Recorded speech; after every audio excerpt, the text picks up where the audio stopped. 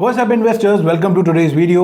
तो Doms industries जो कि इंडिया की fastest growing stationery and art product company है, अपना आईपीओ लेकर आ रही है जिस पर 13 दिसंबर से लेकर 15 दिसंबर के बीच में अप्लाई किया जा सकता है। और इस आईपीओ के जरिए Doms industries 1200 crore rupees raise करने जा रही है। ग्रे मार्केट में भी इस आईपीओ की जबरदस्त डिमांड है। तो क्या ये आईपीओ हमें एक अच्छी लिस्टिंग गेन दे पाएगा, और अगर हाँ तो क्या हमें इसमें केवल लिस्टिंग गेन के लिहाज से इन्वेस्ट करना चाहिए या फिर मीडियम टू शॉर्ट टर्म के लिए भी इसमें इन्वेस्ट किया जा सकता है, या फिर ये आईपीओ हमें अवॉइड करना चाहिए, जानेंगे आज की वीडियो में। इस वीडियो में इसके अलावा हम डॉम्स इंडस्ट्रीज के बारे में जानेंगे, इसके लेटेस्ट ग्रे मार्केट प्रीमियम को देखेंगे, कंपनी के फाइनेंशियल्स को चेक करेंगे, इनके कॉम्पिटिटर्स को चेक करेंगे, एंड फाइनली इस आईपीओ से जुड़े पॉजिटिव एंड नेगेटिव पॉइंट्स को मैं आपके सामने रखूंगा। तो इस वीडियो को अभी से लाइक कर दीजिए और चैनल पर पहली बार आए हैं तो सब्सक्राइब कर लीजिए, क्योंकि इसी तरह के इन्फॉर्मेटिव एंड अर्निंग अपॉर्चुनिटी से जुड़े वीडियोस मैं अपने चैनल पर लाता रहता हूं। तो चलिए आज का वीडियो स्टार्ट करते हैं। सबसे पहले इस आईपीओ से जुड़े इंपॉर्टेंट डेट्स एंड डिटेल्स के बारे में जान लेते हैं। तो दिसंबर 13 से लेकर दिसंबर 15 के बीच में ये आईपीओ सब्सक्रिप्शन के लिए ओपन रहने वाला है। बेसिस ऑफ अलॉटमेंट 18 दिसंबर रखी गई है और लिस्टिंग डेट 20 दिसंबर है। आईपीओ का प्राइस बैंड है 750 टू 790 रुपीस पर शेयर का। एक लॉट में 18 शेयर्स हैं। इसका इशू साइज है 1200 करोड़ का, जिसमें से 350 करोड़ फ्रेश इशू है और 850 करोड़ ऑफर फॉर सेल है। फ्रेश इशू का मतलब होता है यहाँ पर नए शेयर्स जारी किए जा रहे हैं, और ऑफर फॉर सेल का मतलब होता है कि प्रमोटर्स या कंपनी के मालिक जो हैं वो अपनी हिस्सेदारी कंपनी से बेच रहे हैं। तो अगर किसी भी आईपीओ में ऑफर फॉर सेल का अमाउंट ज्यादा होता है तो वो अच्छा नहीं माना जाता है। ये बात आपको ध्यान रखना है। अगर आप इस आईपीओ में अप्लाई करते हैं तो रिटेल इन्वेस्टर को मिनिमम एक लॉट बाय करना होगा और मैक्सिमम 14 लॉट्स के लिए वो अप्लाई कर सकते हैं।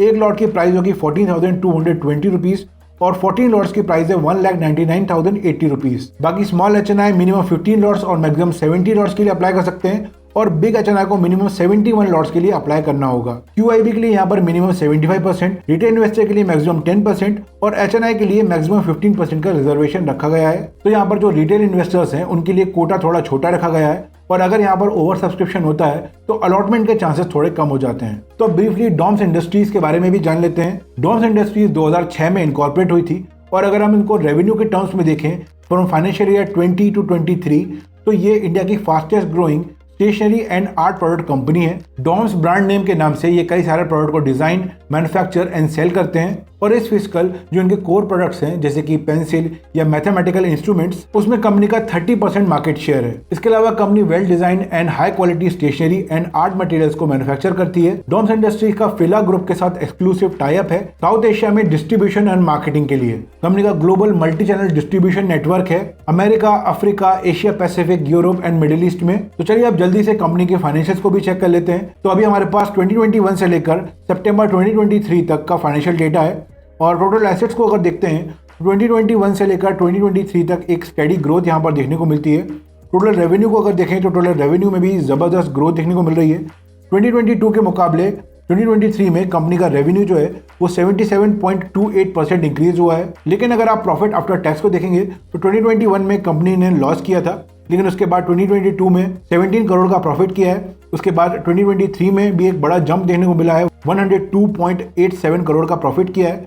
2022 के मुकाबले 2023 में जो इसका प्रॉफिट आफ्टर टैक्स है वो मोर देन 500% से इंक्रीज हुआ है। Net worth and reserve in surplus को भी देखेंगे तो वो उसी तरीके से ग्रो हुआ है, और कंपनी का डेट भी साल दर साल बढ़ा है, लेकिन ये डेट बहुत ज़्यादा नहीं है। अगर कंपनी के की परफॉर्मेंस इंडिकेटर्स को देखें तो कंपनी का मार्केट कैप है 4,793 करोड़ का, पी रेशो है 43.19, रिटर्न ऑन इक्विटी है 33.54%, रिटर्न ऑन कैपिटल एम्प्लॉयड है 33.31%। दोनों ही return on equity and return on capital employed बहुत ही ज्यादा इंप्रेसिव नंबर्स हैं। डेट टू इक्विटी है 0.28, जो कि 1 से अगर नीचे होता है तो अच्छा माना जाता है। अर्निंग पर शेयर है 18.29 रुपीज और रिटर्न ऑन नेटवर्थ है 28.39%। और कंपटीशन की बात करें तो डॉम्स इंडस्ट्रीज के मेजर कॉम्पिटिटर हैं कैमलिन, लिंक, नवनीत एंड फ्लेयर। फ्लेयर का हाल ही में आईपीओ आया था, और फ्लेयर राइटिंग का आईपीओ 65.46% के प्रीमियम पर लिस्ट हुआ था। डॉम्स इंडस्ट्रीज अपने कॉम्पिटिटर के कंपैरिजन में अच्छी नजर आती है, स्ट्रॉन्ग नजर आती है। अब ग्रे मार्केट प्रीमियम की अगर बात करें, ग्रे मार्केट प्रीमियम इस समय 483 रुपीज पर शेयर है। 18 शेयर्स का एक लॉट है, तो एस्टिमेटेड लिस्टिंग प्राइस हो जाता है 1,273 रुपीज, मतलब price band plus grey market premium.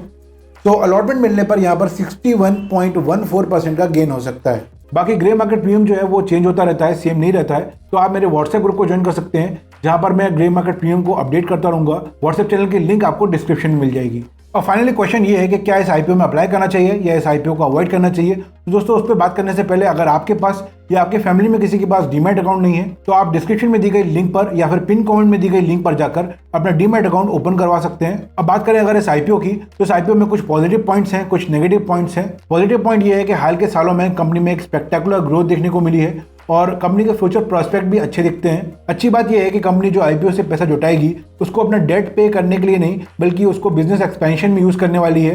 Company नई मैन्युफैक्चरिंग फैसिलिटी एस्टैब्लिश करने जा रही है जिससे प्रोडक्शन कैपेसिटी और बढ़ेगी। ग्रे मार्केट में भी इस आईपीओ की जबरदस्त डिमांड है। अगर आईपीओ की प्राइस की बात करें तो आईपीओ फुली प्राइस्ड है, थोड़ा और कम प्राइस में आता तो अच्छा होता।